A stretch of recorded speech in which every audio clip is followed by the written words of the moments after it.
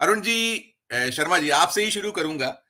ये जो one nation one election निकला है, पुराना जो एक रील है उसको निकाला गया है इस मौके पर, कैसे देखते हैं? आपकी प्रतिक्रिया क्या है अरुण शर्मा साहब? सर, पिक्चर का नाम जब लुभावना होगा तो उसमें पात्र देखे जाएंगे कि विलन कौन, हीरो कौन, साइड रोल किसका, मेन रोल किसका, भांजी कौन मारेगा, जगह कौन सी होगी। आपने शोले पिक्चर देखी होगी। रामपुर कहां बिल्कुल। बना था? तो रामपुर बना है हमारा देश का संविधान और हमारी पार्लियामेंट। ये तो आज आप किसी रेहड़ी वाले से बात करें, किसी ऐसे व्यक्ति से बात करें जिससे आपकी अपेक्षा ना हो, वो आपको सारे सवालों का जवाब देगा। क्यों?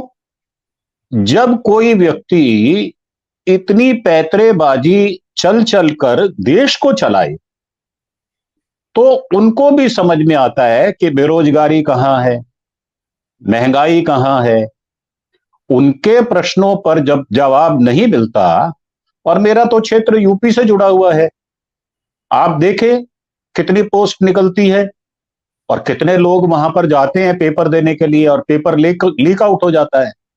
तो असल में ये जो जलेबी है, जब इसको चाशनी में डाला जाता है तो ये समझाया जाता है कि भाई इसके अंदर जो चाशनी हमने डाली है ना, ये बड़ी मुश्किल से डाली है।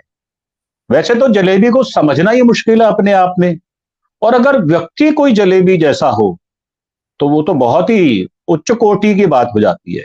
उसको समझना और भी असंभव हो जाता है।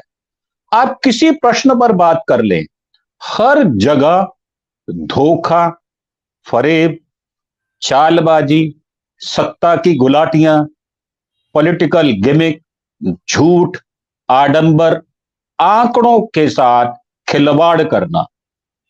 जब हम बात करते हैं ना कि 18 वर्ष से लेकर 35 वर्ष तक के बालक जो हैं वो बेचारे दर दर घूम रहे हैं सर।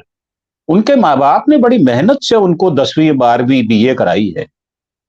तो क्या वो कच्ची नौकरी, या जैसे आप नरेगा में कहते हैं कि जब 1 घंटे का भी काम ना मिले सप्ताह में तो उसको बेरोजगार कहा जाता है, उसकी दर कहां? क्या मोदी जी उस पर बात करते हैं क्या? किसी प्रश्न का जवाब देते हैं क्या? राहुल जी जितने प्रश्न उठा रहे हैं सारे प्रासंगिक हैं, पर वो तो साफ साफ बोल रहे हैं, वो पूछ रहे हैं कि भाई आप लोग राम मंदिर गए क्या? आपने वहां क्या देखा?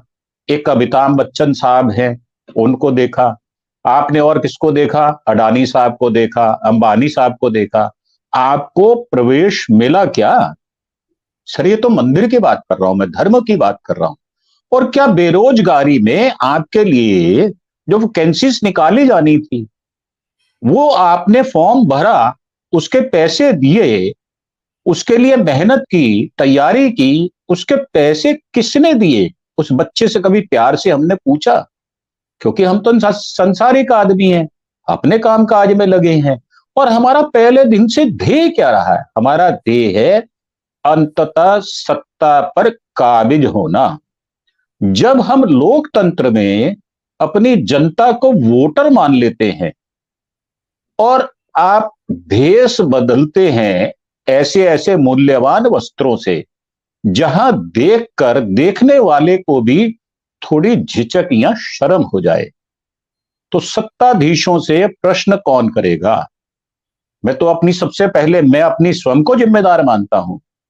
जैसे अभी दिल्ली में एक केस हुआ, एक मुसलमान भाई को नमाज पढ़ते हुए जैसे दुत्कारा गया, पीटा गया, तो मेरे लिए तो डूब मरने की बात है। मैं तो खुल्लम खुल्ला बोल रहा हूं, अगर मैं उसके साथ नहीं खड़ा होता तो इसका मतलब सत्ताधारियों का नरेशन चलेगा, और अगर हम उनके साथ खड़े होंगे तो उनको लगेगा कि ये जो धर्म की चाशनी है, तो इसमें कहीं ना कहीं जो प्रमुखता आज की डेट में है वो है सत्ता को फिर दोबारा से पाना।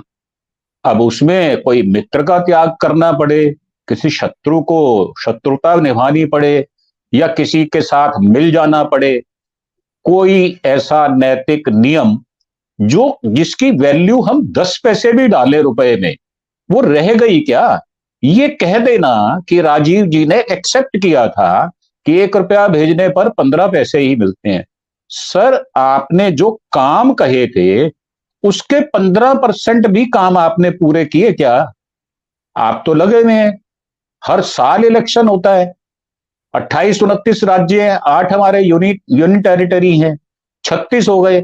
अब 36 को बांट लीजिए आप 5 वर्षों में, 60 महीनों में, तो आपको देख लो हर दूसरे महीने इलेक्शन होता है। इसका मतलब कि हमारे देश में राज्यों के चुनाव की बात की जाए या राज्यसभा के चुनाव की बात की जाए तो हर वर्ष 5-6 राज्यों के चुनाव होते हैं, हर वर्ष आवृत्ति में राज्यसभा के चुनाव होते हैं।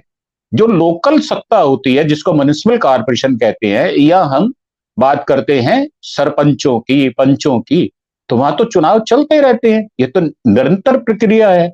अब वहां पर हम एक शगुफा ऐसा ले आए कि साहब वन नेशन है हमारा, बिल्कुल बिल्कुल वन नेशन है। हम अपनी सरकार को भारत सरकार भूले से नहीं कहते, हम जानबूझ के कहते हैं। क्या मोदी जी कहते हैं कि मैं भारत देश का प्रधानमंत्री नरेंद्र दामोदर दास मोदी? मुझे तो सुनाई नहीं दिया। आपको सुनाई दिया हो तो आप बताएं। जब वो मानते ही नहीं है, वो तो व्यक्तिवाद के पीछे पड़े हुए हैं। वो ये मानते हैं कि मैं बीजेपी लोकसभा के चुने हुए मेंबर्स का अध्यक्ष नहीं हूं। वो तो साफ मानते हैं कि मैं दे रहा हूं, मैं कर रहा हूं, ये मेरे द्वारा हो रहा है। और अपने नरेटिव को करीब करीब 360 चैनल हैं सर, जो उनके गीत गाते हैं, जो उनकी स्तुतियां पढ़ते हैं। सच्ची बात यह है, कई बार मेरे जैसा व्यक्ति भी ये मान बैठता है कि यार मोदी जी की गारंटी कोई आयरन स्टील है क्या? उसमें भी जंग लग जाता है सर, उसमें भी भूल हो जाती है। तो ऐसा कौन सा 300, जब मैं फैक्ट्री में काम करता था तो वहां 304 316 का एक स्टील आया करता था जिसमें जंग नहीं लगता, वो जापान से पाइप आता था, हिंदुस्तान नहीं बनाता था। तो क्या ऐसे स्टील है क्या मोदी जी? अगर ऐसे स्टील है तो उनकी छतर छाया में उनकी जनता जनार्दन सुरक्षित क्यों नहीं महसूस करती? हमारी बहन बेटियां जो हैं वो क्यों अपने आप को परिवार का सदस्य नहीं मानती? एक तरफ आप लिख रहे हैं कि मैं मोदी का परिवार, सर दूसरी तरफ ये लिख रहे हैं कि भाई मैं अपने परिवार का सदस्य हूं, जिस परिवार ने मुझे जन्म दिया उसका भरण पोषण तो मैं कर नहीं पा रहा। तो ये शर्मिंदगी की बात है और इस पर मोदी जी बात नहीं करते। क्यों करें? उनको तो भेजा हमने आपने सत्ता का भोग भोगने के लिए है, और अभी तो अंतिम चरण है। अब मलाई तो ज्यादा चाटनी पड़ेगी ना, जो सर बच गई है मलाई, चाहे वो 2 महीने की हो, 3 महीने की हो। तो इसमें उनका कसूर निकालना, एक व्यक्ति 10 वर्ष से सत्ता में केंद्रीय सरकार में है, वो अभ्यस्त हो गया। पहले 12 वर्ष का उनका इतिहास, गुजरात के सीएम रहते हुए क्या क्या बोला उन्होंने, अभ्यस्त हो गए। तो सर सत्ता का जो मद होता है ना, ये बड़ा विचित्र होता है। तो मेरा मानना ये है कि उनसे अपेक्षा करना, शायद हम धरातल पर खड़े होकर बात नहीं कर रहे। हाँ, ये मैं जरूर कहता हूं कि हम जितने जिम्मेदार लोग हैं, जितने की इंटेलेक्चुअल्स लोग हैं, जितने प्रश्न पूछना जानते हैं, वो ज्यादा से ज्यादा प्रश्न करें। जब हम विभिन्नता में एकता कहते हैं और अनेकता में एकता की बात करते हैं, तो sir one nation one election कैसे हो सकता है? आप मुझे बताएं। एक इलेक्शन करते हैं स्टेट का, 8 चरणों में करते हैं, तो कैसे होगा ये सब कुछ? अरुण शर्मा सर, कैसे देखते हैं? अभी लगातार ये आशंका व्यक्त की जाती है, बार बार ये कहीं बात उठती है देश में, जो बौद्धिक वर्ग है या और भी जो चिंता करते हैं देश के संविधान को लेकर। आपने भी कहा और पैनलिस्ट ने भी कहा कि 24 तो ठीक है, लेकिन इसके बाद बार बार उठता है कि शायद चुनाव फिर देश में नहीं होगा। ये एक, तो ये जो वन नेशन वन इलेक्शन वाला जो मामला मसला है, इसको जोड़े यदि हम कहीं, तो इसमें इसके पीछे कुछ आप देखते हैं? अगर हम दूर की बात की जाए, क्या आपको निकल कर, आप क्या उसमें उस मान से दिखाई पड़ रहा है आपको? क्या होने वाला है आने वाला जो वक्त है देश में? अरुण सर, शर्मा जी। जी सर, मैं आपको अपने जो नित्य कर्म होता है, मेरा दिनचर्या जो होती है, मैं उसकी एक छोटी सी घटना सुनाता हूं आपको। परसों मेरे ग्रैंडसन ने मुझे कहा कि दादू मुझे रेड और ग्रीन कलर चाहिए। तो मैंने अपनी वाइफ को भेजा कि स्टेशनरी की दुकान पे चले जाओ, ले आओ। तो सर उन्होंने जो मुझे दिया वो ये था कि इसमें सारे कलर्स हैं।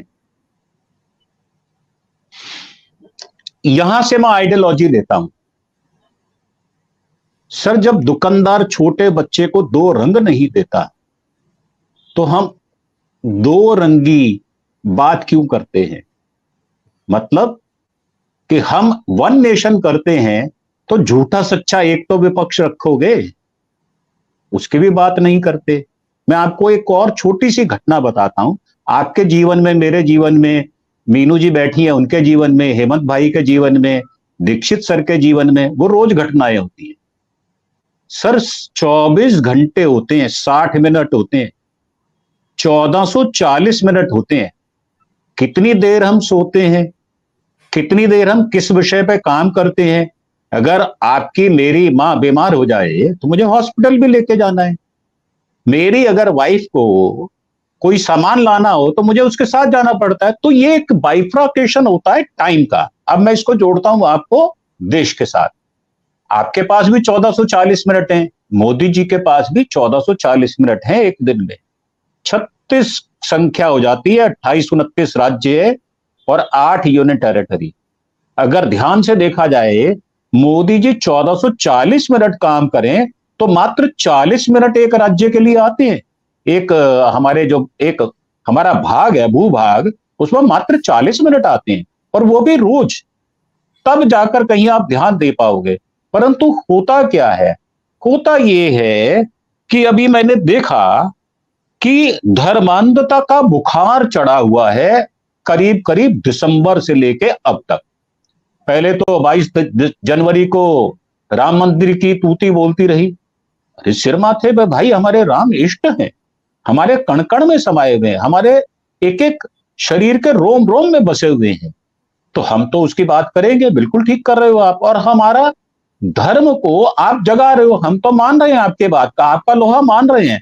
पर सर क्या मैं मंदिर में बैठा रहूंगा तो मेरे बच्चों को रोटी कौन देगा?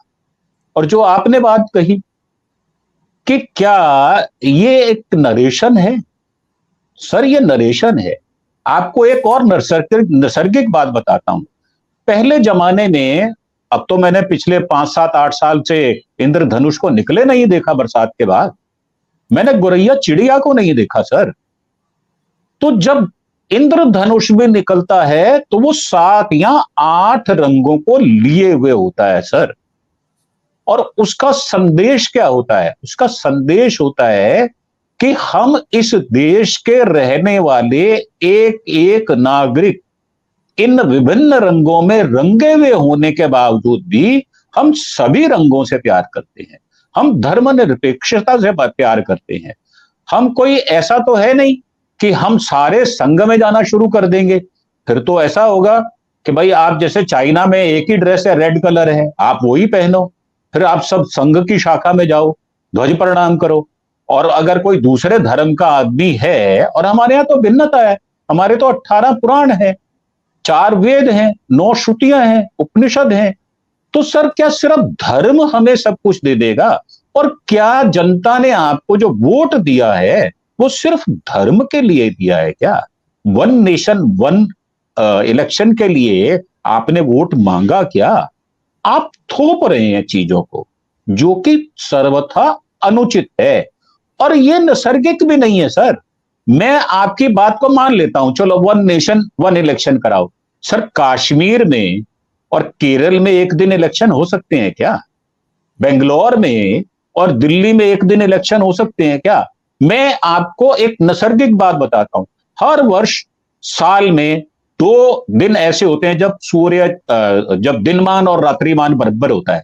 वो होता है जून और दिसंबर, जून और सितंबर और मार्च। सर ये 3 में भी बांटे तो भी 4 होते हैं। अगर एक एक पक्ष को मान लिया जाए, उसके 4 भाग किए जाएं, तो भी हमें 4 बार में इलेक्शन कराने पड़ेंगे। और क्या सारी परिस्थितियां एक जैसी हैं क्या? आप देखें, हमारा नॉर्थ ईस्ट जो है, जो हमारी 7 सिस्टर्स हैं, वहां पर भाषा क्या है? क्या हमारे पास इतनी पुलिस, इतनी सीआरपी, इतनी सीआईएसएफ है? क्या हम लगाकर उसको सब कुछ कर लेंगे क्या? और भाषा का विरोधाभास जो है वो हमें प्रेम दिखाता है। जहां भाषा नहीं होती वहां भी एक मूक जुबान होती है। मुझे तो याद है दूरदर्शन में एक बार हम देखा करते थे रोज, एक मूक आती थी सूचनाएं, समाचार आते थे जिसमें इशारों से बताया जाता था। सर हमें कहां से कहां ले आए? सोचने वाली बात यह है कि आप अपने नरेशन को चलाने के लिए आप बिल्कुल कोरिया और चीन और रूस की तरफ जा रहे हैं।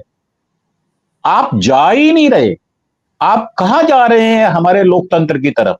और आप चाहते क्या है? पहले तो आप अपना कॉन्सेप्ट तो क्लियर करें। अभी मीनू जी ने जैसे कहा कि एसबीआई, सर नाम नहीं बता रहा, वो कह रहा है कि हां ये वाली एंट्रीज हैं। और मैंने दसियों डिबेट में सुन चुका, वो कहते हैं कि मात्र 42 घंटे में ये सारी कनेक्टिविटी एक से दूसरा, दूसरे से तीसरा लिंक हो जाता है। आप केवाईसी करके बता सकते हैं। और फिर आप बच्चों से टीवी में कहला रहे हैं कि हमारा भारत डिजिटल है। मेरा पिता बाहर सेना में बॉर्डर पर है, मोदी जी वहां जाकर दिवाली मनाते हैं। तो मेरे जो मोदी जी हैं अभिभावक हैं, परंतु जब वही जवान शहीद हो जाता है तो पुलवामा के शहीदों को शहीद क्यों नहीं कहते? ये दोगली नीति क्यों है? ये दोहरापन क्यों है? चरित्र साफ क्यों नहीं है? जो आप कहते हैं वो करते क्यों नहीं है? पहले तो आप दुविधा में हैं, फिर जनता दुविधा में है कि साहब कल क्या कहेंगे हमारे ठाकुर साहब? आज जो बोल रहे हैं वो शाम को ये बोलेंगे क्या? और फिर ठाकुर साहब सवेरे उठेंगे तो वो क्या बोलेंगे उस समय? तो ये तो बिल्कुल सामंतवादी देश बनता जा रहा है धीरे धीरे। मैं आपको अंत में एक चीज और दिखाना चाहता हूं। अभी रमजान का महीना शुरू हुआ, मैंने अपने मुस्लिम भाइयों को मुबारकबाद दी। और मुझे ये देखिए, ये आया है मुझे कि शर्मा जी आपने मुस्लिम धर्म अपना लिया क्या? बड़ी विडंबना, बहुत विडंबना है। और आपने रमजान रखने शुरू कर दिए क्या? सर ये, हालांकि मेरे लिए ये कॉम्प्लीमेंट है सर, मैं इसको संवेदना से सहित मानता हूं कि मेरे विचार ऐसे हैं कि मैं अपने मुसलमान भाइयों को रमजान में छाती से लगा सकता हूं, तो जो मेरे खुद के भाई होंगे उनको नहीं लगाऊंगा क्या? सर इतनी विचित्रता, इतना जहर भर दिया आपने हमारे लोकतंत्र में कि लोग हमसे ये पूछते हैं कि आपने अपना धर्म अपना लिया क्या? मुसलमान धर्म हो गया क्या आपका? सर ये तो बधाई तो हमारे राष्ट्रपति भी देते हैं, हमारे प्रधानमंत्री भी देते हैं, हमारे गवर्नर्स भी देते हैं। तो ये जनता के अंदर इतनी अंधता भरने के बाद अगर हम कोई बात डिफाइन रूप से कहेंगे तो क्या होगा? सुप्रीम कोर्ट क्यों नहीं कहता कि जब तक आप इसकी क्लैरिटी नहीं करेंगे हम चुनाव की घोषणा नहीं होने देंगे? ऐसा संभव नहीं है क्या? बिल्कुल है, पूरा उनको अख्तियार है। और वो सुप्रीम पावर है सर, और वो ऐसी पावर है जिसको चैलेंज नहीं किया जा सकता। तो मेरा जहां मतभेद है मैं वहीं तक सीमित हूं। मैं जैसा नहीं कर सकता, मेरे माँ बाप ने जो मुझे शिक्षा दी, मुझे जैसा बनाया मैं वैसा रहूंगा। मोदी जी आप ना अगर चलाते हैं नरेशन तो सर मुझे स्वीकार नहीं है, तो मैं विरोध करूंगा जी। बिल्कुल।